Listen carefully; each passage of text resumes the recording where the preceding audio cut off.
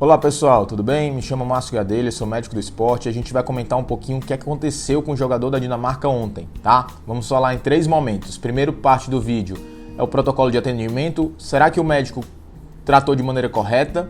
2, tempo de atendimento. Será que o protocolo de atendimento da Eurocopa atendeu às expectativas do evento? E como prevenir? Eu sou um atleta profissional ou mesmo amador e eu não quero ter esse risco de ter um mal súbito, uma parada cardiorrespiratória durante uma prática de um esporte. São 3 momentos que a gente vai ver, sempre baseado em evidência, e eu posso falar bastante com propriedade sobre assuntos relacionados à medicina do esporte, porque eu sou médico do esporte, estou na minha 4ª temporada à frente do Ceará Sporting Clube, no qual sou o atual chefe do departamento médico da base do Ceará, e tenho algumas convocações para a seleção brasileira. Trabalho no SAMU há 9 anos, então isso aqui é uma vivência que a gente vive realmente no nosso dia a dia. Para quem não viu, né, esse aqui foi o que aconteceu com o atleta. O atleta estava jogando normalmente, quando de repente simplesmente caiu no chão, passou mal e logo após teve um atendimento médico de urgência e foi visto que ele teve uma parada cardiorrespiratória. Então foi uma cena chocante, né, que todo mundo ficou muito preocupado, mas como a gente vê nessa cena aqui, graças a Deus o atleta saiu com oxigênio, mas acordado, orientado. Isso é o mais importante, graças a Deus. Poderia ter sido uma tragédia se os protocolos não tivessem sido seguidos. Então vamos ver aqui, baseado no protocolo da USP da Medicina da Urgência, a equipe médica fez um protocolo perfeito, tá? O que é que você tem que ser feito quando você tem um atleta desacordado em campo? A primeira coisa que você vai ter que vir é, quando você vê que é uma parada cardiorrespiratória, você tem que chamar o atleta, encostar no atleta e tentar ter um contato com ele. Se ele não tiver o contato, a primeira coisa é você pedir ajuda, se você não for um médico, né? Você vai ligar para 192, tudo, essa é a primeira coisa sempre. E fazer o BLS. O BLS, que é o Programa de Salvamento de Reanimação, ele é para todas as pessoas, não é para médicos saber somente, para todas as pessoas. Todos os leigos também têm que saber sobre o BLS. Então a primeira coisa que você tem que fazer é fazer a massagem cardíaca, que foi realizada a partir do momento que o médico, inclusive ele soltou na imprensa, descobriu que o atleta não tinha pulso. Então inicialmente sempre você tem que fazer a massagem, correto o protocolo. A partir do momento que você chega com o DEA, o que é o DEA? É o desfibrilador externo automático. Você tem que colocar as pás no paciente e ver o ritmo, saber se ele é chocável. Nem todo ritmo cardíaco é chocável. Nesse caso, graças a Deus foi chocado. Então, protocolo cumprido de acordo com o manual de urgência da USP e diversos outros protocolos aconteceu e ele conseguiu ter o êxito na reanimação. A gente consegue ver o correto posicionamento do DEA nas fotos que a gente conseguiu ver através da imprensa. E em alguns ritmos, como esses daqui que a gente separou, quando tem esse ritmo, o médico ou, enfim, no caso, idealmente o médico, mas se for inclusive um leigo, deve ser tratado para você reconhecer esse ritmo e fazer o choque, tá bom? Então foi perfeita a atitude e o protocolo realizado na Eurocopa.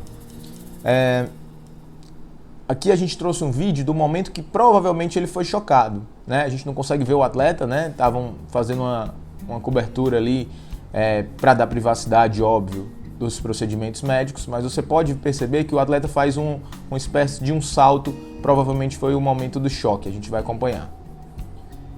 Aqui esse salto dele provavelmente foi no momento que ele foi chocado, e é assim que acontece mesmo na prática. A gente tem 9 anos de SAMU, faz isso com uma constância até bem comum, bem relativamente comum.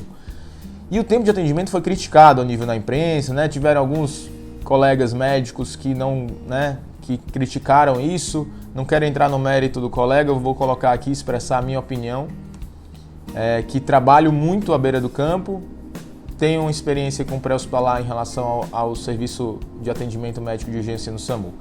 Então, eu separei para vocês, eu peguei a própria transmissão da TV com os horários.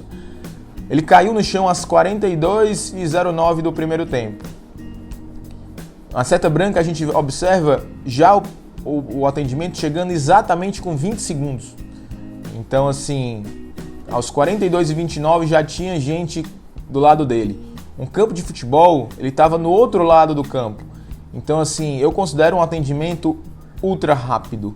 E isso contribuiu muito para ele presenciar o momento correto da parada para não perder tempo. E tempo, nesse caso, é vida. O médico soltou na imprensa que ele estava com pulso. Primeira coisa é você chegar a testar a responsividade e ver se ele tem pulso ou não. Como ele tinha pulso, ele começou a avaliar. A partir do momento que o atleta perdeu o pulso, ele iniciou a massagem e depois fez a desfibrilação, que é o protocolo correto.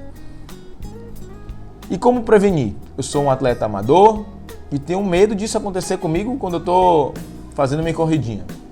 Então vamos lá. Primeiro, para a gente saber o que prevenir, a gente tem que saber o que é que causa. E em pacientes abaixo de 35 anos, a causa principal, em mais de 50% dos casos de morte súbita, de parada cardiorrespiratória que evolui para a morte, são decorrentes de uma cardiomiopatia hipertrófica, que é um defeito congênito, tá bom? E quando você tem acima de 35 anos, é da própria doença coronariana, ou seja, é o fumo, é o tabagismo, é o estresse, são os hábitos de vida mal realizados.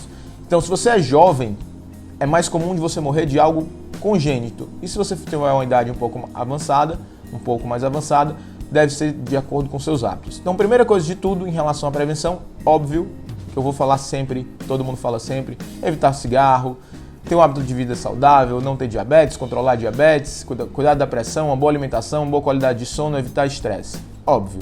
Mas existem algumas condições que são congênitas, que não tem jeito, você nasceu com elas.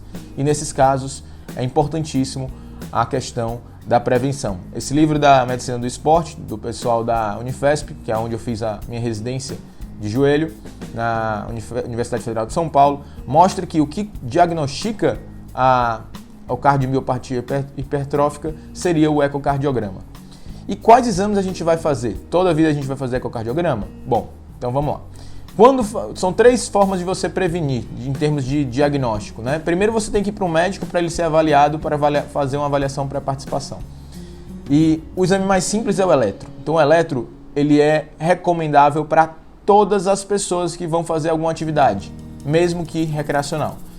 O eletro, ele não diagnostica muitas das coisas que podem gerar óbito, morte ou mal súbito, mas ele traz algumas alterações indiretas que nos remetem a fazer determinados exames.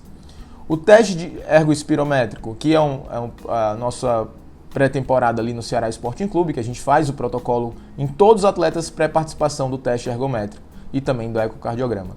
Então, para pacientes ou atletas que têm uma alta performance, que fazem atividades intensas, é recomendável o teste ergométrico. Se você tem uma baixa intensidade de exercício, se você é jovem sem comorbidades, não é obrigatório você fazer o teste ergométrico, mas é recomendável, se possível, fazer o teste ergométrico.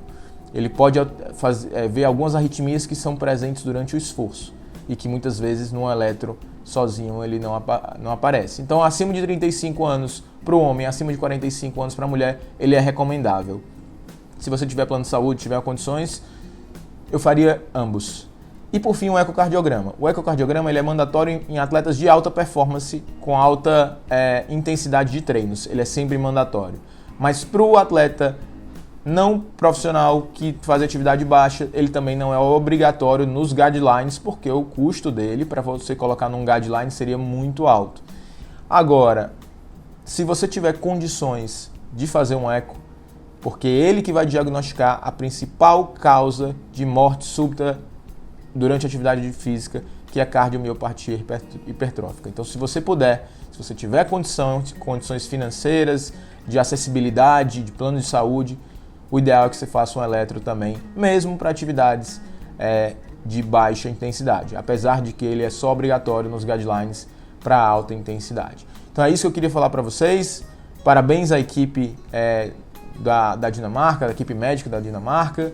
O tempo foi executado bem, a forma como eles fizeram foi também satisfatória e a prevenção aqui a gente colocou para vocês, cuidar dos hábitos e fazer os exames necessários que podem prevenir e ajudar suas vidas.